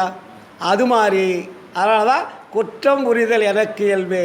இதை சொல்கிறார் பாருங்கள், எப்படி குணமாக கொள்ளுவது உனக்கு இயல்பே. நான் இந்த உலகத்தில் மனிதனாக பிறந்துட்டேன், வாழ்ந்துட்டுருக்கிறேன். ஆனால் குற்றம் புரிவர்களோடு நான் வாழ்ந்து கொண்டு இருப்பதால் எனக்கு குற்றமும் வருகிறது. ஆனால் என்னை மன்னித்து ஏற்றுக்கொள்வாயாகன்னு சொல்கிறார். ஏன்னா நான் வாழக்கூடிய இடம் குற்றம் மிகுந்த வாழ்க்கை. அதனால் எனக்கு இயல்பாக குற்றம் புரிதல் எனக்கு இயல்பே, குணமாக கொள்ளுவது உனக்கு இயல்பே. சிற்றம்பலவா அடிச்சிறியேன் செப்பு முகம்தான் யாதுள்ளதோ. இல்லையா? எவ்வளோ ஒரு அழகாக நமக்கு தெளிவுபடுத்துகிறார். அதனால் நம்ம என்ன பண்ணோம்? நம்மளுடைய ஆன்மாவை தெரிந்து அதில் இருக்கக்கூடிய அமுதத்தை எடுக்கக்கூடிய வாழ்க்கையை நாம் அமைத்து கொள்ள வேண்டும். அந்த ஆன்மாவை மறைத்து கொண்டிருக்கக்கூடிய அஞ்ஞானம் என்னும் திரைகளை நாம் நீக்க வேண்டும். எப்படி நீக்கணும்? இதை தான் அங்கே வள்ளலார் சொல்கிறார்.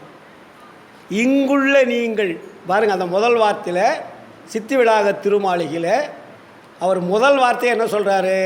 இதுதான் கடைசி வார்த்தைன்னு சொல்லிட்டு, இங்குள்ள நீங்கள் எல்லவரும் இதுவரைக்கும் இருந்தது போல் இனியும் வீண்காலம் கழித்து கொண்டிராதீர்கள்.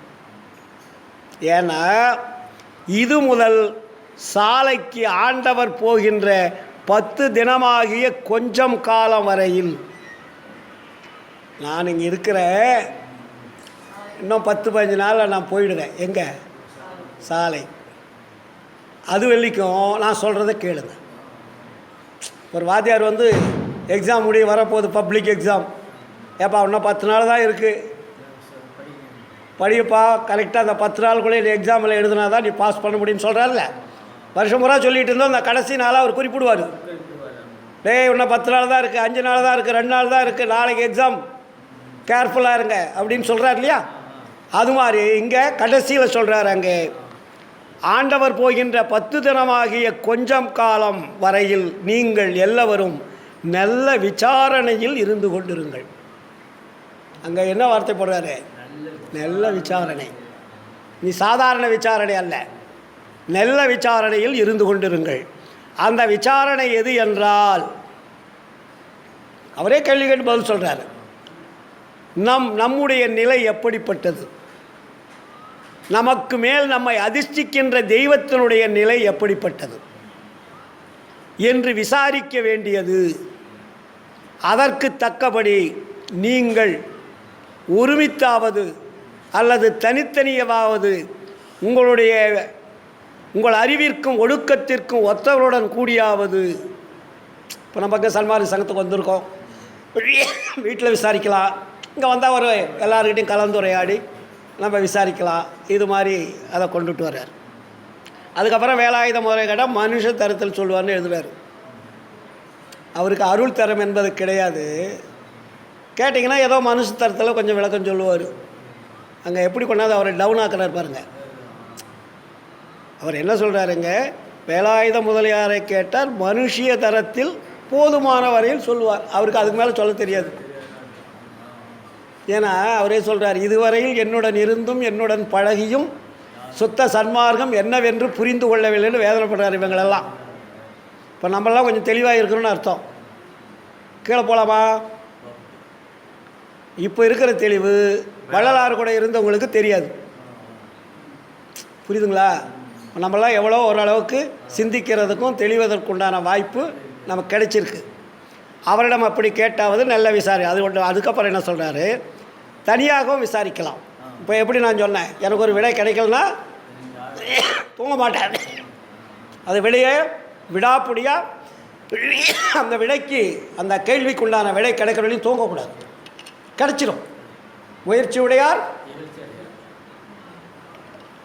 நம்ம எந்த அளவுக்கு முயற்சி செய்கிறோமோ அதற்கு தக்கவாறு நமக்கு இறைவன் அங்கே வந்துடுவார். தடுமாற்ற விடமாட்டார் சார். நீங்கள் உண்மை விசாரணையாக இருந்தால் உடனடியாக விளக்கம் கொடுக்கப்படும். சும்மா ஒரு ஃபார்மாலிட்டிக்கு விசாரிச்சிங்கன்னா வரமாட்டார். நீ நைட்டு பூரா ஏதோ ஒன்று பேசிட்டு கடை, கத்திட்டு கடை, நினச்சிட்டு கடைன்னு விட்டுருவார். அதனால தான் உண்மை விசாரணைன்னு போட்டார்.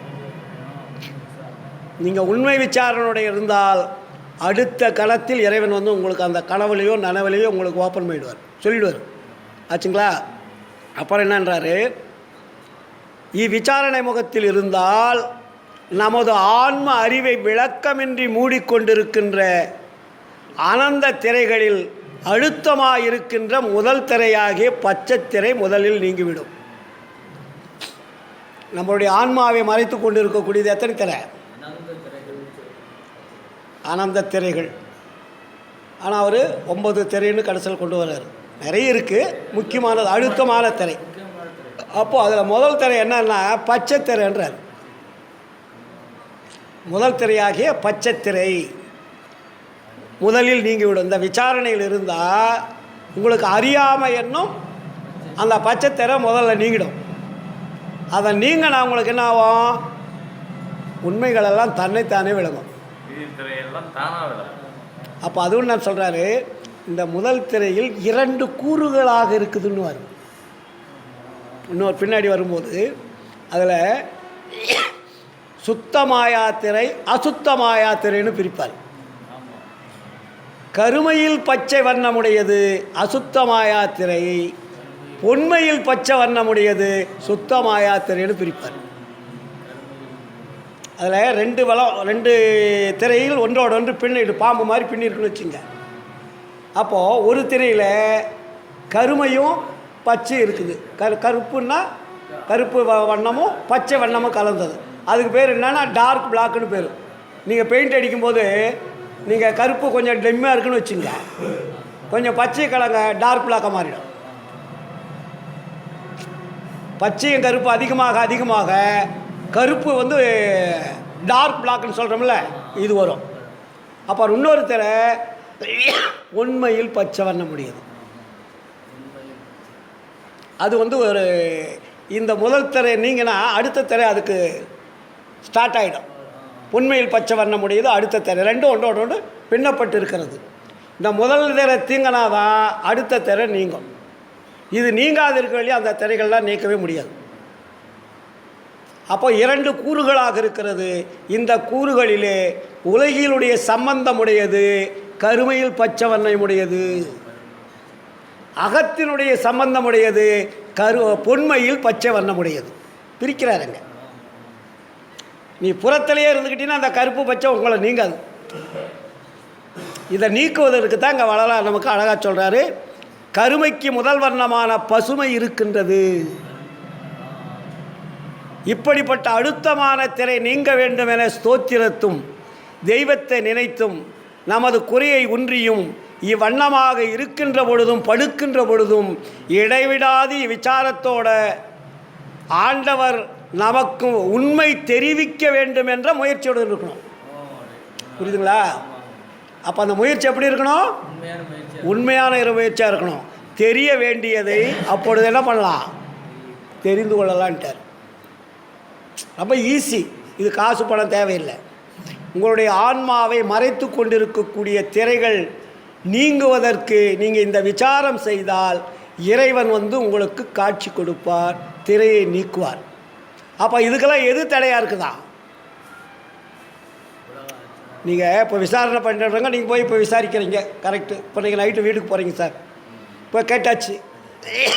இப்போ நீங்கள் வீட்டுக்கு போனோடனே விசாரிக்க பார்க்குறீங்க, படுத்துக்கிட்டு இது மாதிரி நான் வந்து எனக்கு திரை நீங்கணும் அப்படின்னு அருட்பா படிச்சுட்டு இருக்கிறீங்க, தோத்திரம் பண்ணுறீங்க, இல்லை உருகி அழுவுறீங்க, கரெக்டு. ஆனால் இது எதையெல்லாம் இதற்கு தடையாக இருக்கிறது, இதை நீக்கிறதுக்குன்னு ஒரு கொண்டு வர்றார். அதாவது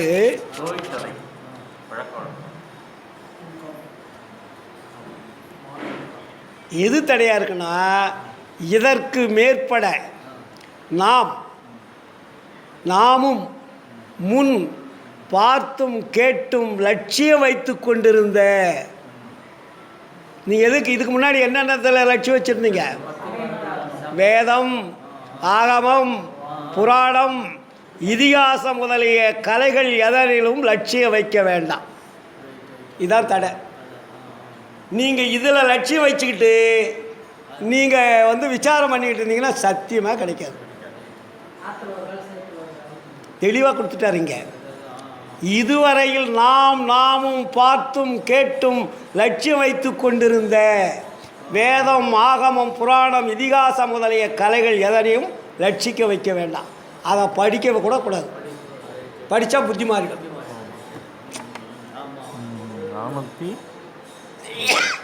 பேருபதேசத்தில் புரியுதுங்களா? இப்போ ஏன் எனக்கு நிறைய பேர் இப்போ தமிழ்நாட்டில் வெளிநாட்டில் எனக்கு எதிரிங்க நிறைய இருக்காங்க. இப்போ உங்களுக்கெல்லாம் தெரியாது, எனக்கு எக்கச்சக்கமான சமய எதிரிகள் இருக்கிறார்கள்.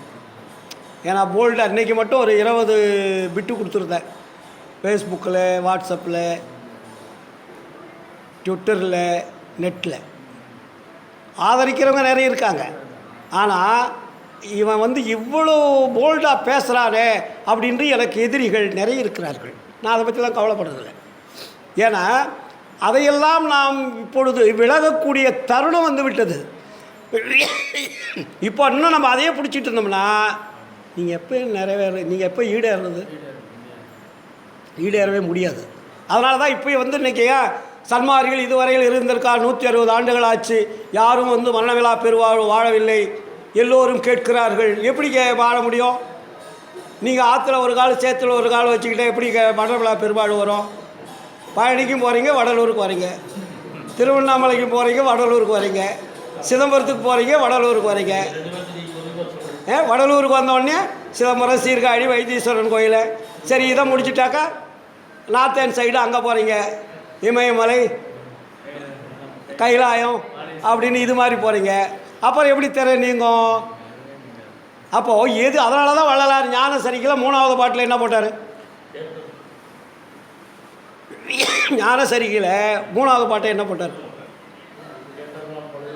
கண்டதெல்லாம் அனித்தியமே, கேட்டதெல்லாம் பழுதே, கற்றதெல்லாம் பொய்யே, நீர் கழித்ததெல்லாம் வீணே, உண்டதெல்லாம் மலமே, உட்கொண்டதெல்லாம் குறையே.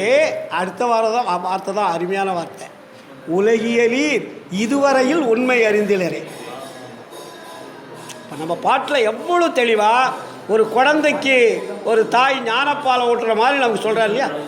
பரவாயில்ல, விண்டதினால் என் இனி நீர் சமரச சன்மார்க்க மெய்நெறியை கடைபிடித்து. எது மெய்நெறி? சமரசுத்த சன்மார்க்க மெய்நெறியை கடைபிடித்து மெய்ப்பொருள் நன்குணர்ந்து எந்தகு சிற்றம்பலத்தே என் தந்தை அருள் அடமின் இரவாத வரம் பெறலாம் என்ப முறலாமே சொல்கிறார்ல. அப்போது இந்த விசாரத்தில் இருக்கும்போது நமக்கு என்ன பண்ணுமா? எதனினும் லட்சியம் வைக்க வேண்டாம். அதாவது ஒன்றாவது ஒரு குறிப்பிட்ட இதில் போங்கன்னு சொன்னாரா? எது தடையாக இருக்கிறது? இப்போ நீங்கள் வழிபாடு பண்ண போகிறீங்க, எது தடைன்னு சொல்லிட்டு பண்ணுறீங்க? சுத்த சன்மார்க்கத்தின் முக்கிய தடைகளாகிய சமயங்கள், மதங்கள், மார்க்கங்கள் என்பவற்றின் ஆச்சார சங்கற்ப விகற்பங்கள் எங்கள் மனதில் பற்றாத வண்ணம் அருள் செய்தல் வேண்டும். அப்போ சுத்த சன்மார்க்கத்தின் முக்கிய லட்சியமாகிய ஆன்மநேய ஒருமைப்பாட்டு உரிமை வேண்டும். ஆன்மநேய ஒருமைப்பாட்டு உரிமை எப்போ சார் வரும்? இதெல்லாம் விட்டால் தான் வரும். அப்போ தான் ஆன்மநேயம் என்பது என்னென்னு தெரியும். ஒரு உயிரும் தன்னுயிரும் மற்றுயிரும் ஒரு உயிர் நினைக்கக்கூடிய அறிவு விளங்கும் போது தான் ஆன்மநேய ஒருமைப்பாட்டு உரிமை என்பது விளங்கும். அதான் ஆன்மநேயம். என்னுடைய உயிரும் அதனுடைய உயிரும் ஒன்று. அப்போ அந்த உயிரை இயக்கக்கூடிய ஆன்மாக்கள் எல்லாம் ஒரே தன்மை உடையதுன்னு அறிவு விளங்கணும். அதுதான் ஆன்மநேய ஒருமைப்பாட்டு உரிமை. ஜீவ உரிமை வேறு, ஆன்ம உரிமை என்பது வேறு. இப்போ நம்ம ஜீவ உரிமையில் கொஞ்சம் பக்கம் வச்சுருக்கோம். ஜீவன்னா உயிர், உயிர்களுக்கு நம்ம உபகாரம் பண்ணுறோம். ஆனால் ஆன்ம நேயத்திற்கு ஏதாவது நமக்கு வழி தெரியுதுன்னா தெரியல. அந்த ஆன்ம நேயத்தை கடைபிடிப்பது தான் சன்மார்க்கம். அதனால் நேரம் ஆயிடுச்சு. ஆன்ம நேயத்தை நாம் இடைவிடாது கடைபிடிப்பதற்கு எது எது தடையாக இருக்கிறதோ அந்த தடைகளெல்லாம் விட்டு நாம் விலக வேண்டும். இது வெரி சிம்பிள். நமக்கு பணமாக காசா நம்ம உலகிலுடைய பயத்தினால் விடாமல் இருக்கோம். நமக்கு ஏன் விடுறதுக்கு மனசு சொல்லலைன்னா பயம், தப்பு வந்துடுவோம். ஏன்னா இது வெளியே அங்கே போயிருந்தோம், நமக்கு புள்ள கொடுத்தாங்க, சொத்து கொடுத்தாங்க, வாசல் கொடுத்தாங்க, அதை கொடுத்தாங்க, இதை கொடுத்தாங்க, அதனால் நம்ம மறுபடியும் போகலான்ற எண்ணம் வரும். யாரும் எந்த தெய்வமும் கொடுக்கல, இங்கே தான் இங்கே வைக்கிறார் வள்ளலார். நீ எந்த தெய்வத்தை வணங்கினாலும் உங்களுடைய எண்ணத்தினுடைய பிரதிபலிப்பை ஏற்று அதே அருட்பெருஞ்சோதி தான் அங்கே கொடுக்குது. அதனால தான் எங்கெங்கிருந்து உயிர் ஏதேது வேண்டினும் அங்கங்கிருந்தருள் அருட்பெருஞ்சோதி. நீங்கள் முருகன்கிட்ட போய் முருகன் கொடுத்தார் என்பது முருகன் கொடுக்க மாட்டார். முருகன் சிலையாக இருக்கிறாரு, அவர் பேசவும் மாட்டார், கொடுக்கக்கூடிய ஆற்றலும் இல்லை. ஆனால் உங்களுடைய எண்ணம் இறைவனை தேடி அலைகிறது. உங்களுடைய ஏக்கத்திற்காக, உங்களுடைய வருத்தத்திற்காக, உங்களுடைய வேண்டுதலுக்காக, உங்களுடைய விருப்பத்திற்காக எந்த இடத்தில் வழிபட்டாலும் அந்த இடத்தில் அதே அருட்பெருஞ்சோதி தான் கொடுக்கிறாரே தவிர வேறு தெய்வங்கள் கொடுப்பதில்லை. இந்த உண்மை விளங்கிடுச்சுனாவே போதும். அதனால தான் வள்ளலார் சொல்றார், எங்கெங்கு இருந்து உயிர் ஏதேது வேண்டினும் அங்கங்கு இருந்தருள் அருட்பெருஞ்சோதி. ஏன்னா எல்லாம் வல்ல தனித்தலைமை பெருமதி தான் இந்த பிரபஞ்சத்தை ஈக்கொண்டிருக்கிறது. உயிர்களை படைத்தது, உலகத்தை படைத்தது, அண்டங்களை படைத்தது, பொருள்களை படைத்தது. அதற்கு தெரியாதா யாராருக்கு எவ்வளோ கொடுக்கணும்னு? நீங்கள் வச்ச ஒரு தெய்வம் வந்து உங்களுக்கு கொடுக்குதுன்னா நம்ம எவ்வளோ ஏமாளி, புரியுதுங்களா? இந்த உண்மை நமக்கு விளங்கிவிட்டால் எல்லா வல்ல தனித்தலைமை பெரும்பதியாகிய அருட்பெருஞ்சோதி ஆண்டவர் உங்களை காவல் காத்து கொண்டு எல்லாம் வல்ல தனித்தலைமை பெரும்பதியாகிய அந்த அருட்பெருஞ்சோதி ஆண்டவர் உங்கள் ஆன்மாவில் அமர்ந்து வேண்டியதை தந்து கொண்டே இருப்பார். அதனால தான் வள்ளலார் சொல்வார், எங்குரு தீமையும் எதை தொடரா வகை கங்குலும் பகலுமே காவல் செய் துணையை. அப்படியே இருவரும் அருட்பெருஞ்சோதி. அப்போ எவ்வளோ தெளிவாக இருக்கு இல்லையா? இதை விட என்ன சொல்லணும்? அப்போது நமக்கு தீங்கு வந்தாலும் ஒரு தாயை போல, அதான் அண்ணன், தம்பி, ஆப்தர், சிநேகிதர், நண்பர் இவர்களை விட கோடி கோடி பங்கு நன்மை தரக்கூடியவர் தான் அருட்பெருஞ்சோதி ஆண்டவர். அதையும் போட்டார் இல்லையா கடைசியில்? எவ்வளோ தெளிவாக எழுதியிருக்காருங்க. நம்ம நிறைய படிக்கணும்.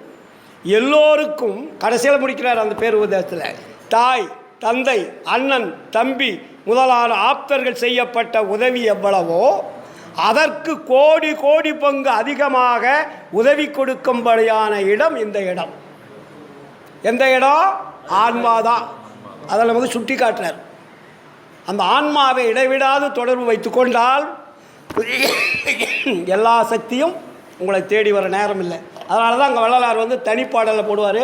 இதை போனீங்களா வீட்டில் படிங்க. இந்த ஒளியினுடைய தன்மையை பற்றி அதில் அழகாக சொல்லுவார். ஆணி பொன்னபல காட்சி படிச்சிங்கனாக்கா அவர் எப்படி மேலே ஏறி போகிறாருன்னு தெரியும். அதுக்கப்புறம் இங்கே வந்து கண்புருவ பூட்டு அப்படின்ற பாடலில் அதில் ஒவ்வொரு வரியிலையும் விளக்கங்கள் இருக்கிறது. அதை பாரு அழகாக முதலே சொல்லுவார், கையறவில் இல்லாத நடு கண்புருவ பூட்டு கண்டுகளி கொண்டு திறந்து உண்டு நடு நாட்டு. திறக்கணும். அது திறந்தாதான் உள்ளே இருக்கக்கூடிய ஒளி நமக்கு தெரியும். ஐயர் மிக உய்யும் வகை அப்பர் விளையாட்டு ஆடுவதென்றே மறைகள் பாடுவது பாட்டு. மறைகளெல்லாம் பாடிச்சு திறக்கலை. ஆனால் நீங்கள் ஜீவகாருண்யத்தினாலும் இடைவிடாத விசாரத்தினால் இருந்தால் உங்களுடைய பூட்டாகப்பட்டது திறக்குன்ட்டார். அதனால தான் சிற்சபையும் பொற்சபையும் சொந்தமெனதாச்சு. தேவர்களும் மூவர்களும் கிடைக்காதவர்கள் பேசிக்கொண்டிருக்கிறார்னு அர்த்தம். இது வெளியே கிடைக்காதவர்கள் அங்கே என்ன சொல்கிறாங்க? தேவர்களும் மூவர்களும் பேசுவது என் பேச்சு, இச்சமய வாழ்வில் எனக்கு என்ன இனி ஏச்சு, என் பிறவி துன்பமெல்லாம் இன்றோடே போச்சு. என்ன வார்த்தை இது! நீங்கள் பாடல்னு நினச்சிட்டீங்க, ஆனால் அதுக்குள்ளே அவ்வளோ பெரிய கடலை, உலகத்தை அத்தனையும் வச்சுருக்கார். தனிப்பாடலாம் சூப்பராக இருக்கும். அதனால தான் சொல்லுவார், ஐயர் அருட் ஜோதி அரசாட்சி எனதாட்சி, ஆரணமும் ஆகமும் பேசுவது என் பேச்சு. நீங்கள் ஆரணம் விடணும்னு சொன்னார் இல்லையா? வேத ஆகம புராணங்கள் இதிகாசங்கள் விடுன்னு சொல்லிட்டாரு. ஆனால் இப்போ அதெல்லாம் என்ன பண்ணிகிட்ருக்கா? வள்ளலாரை பற்றி பேசிக்கொண்டிருக்கிறது. இங்காரிவுரு என்னவும் அப்பாலே சென்ற நடின்னு ஆணி பொன்னம்பல காட்சியில்.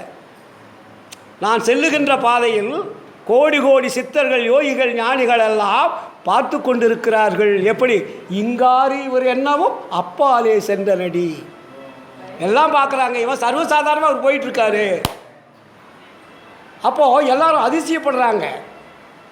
அதனால தான் அங்கே அனுபவ மாலையில் சொல்லுவார், பொய் பிடித்தார் எல்லோரும் புறத்திருக்குன்னு போட்டார். நான் போய் பொது நடங்கண்டு உலங்களிக்கும் போது மெய் பிடித்தாய் வாழிய நீ, சமரச சன்மார்க்கம் விளங்குக என்று எனது கைவிடித்தார், நானும் அவர் கால் விடித்து கொண்டேன்.